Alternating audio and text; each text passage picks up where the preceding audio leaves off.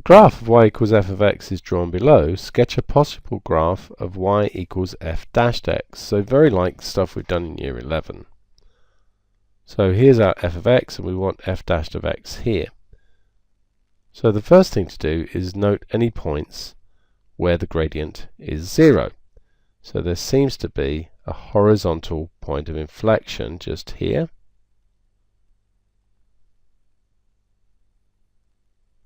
And so we know that the gradient function is going to have a 0 just there. There's also a maximum just here, so just make a note that's a horizontal point of inflection just there. And so we need to take this down vertically. And not a h-pi. Sorry, that one is clearly a maximum.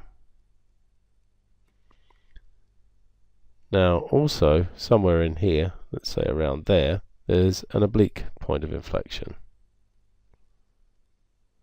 Now remember, that doesn't mean the gradient is 0, but that means along this section here, this section, that's going to be the steepest it gets. So that's where there's going to be a maximum on this graph. So let's see what happens when we actually draw our graph. So the gradient is positive up to here, positive but getting shallower, so it must come down this way. It's going to come down to this point. What's going to happen after that point? It becomes positive again. So there's going to be a minimum at this point here. Then the gradient's positive up to a maximum value.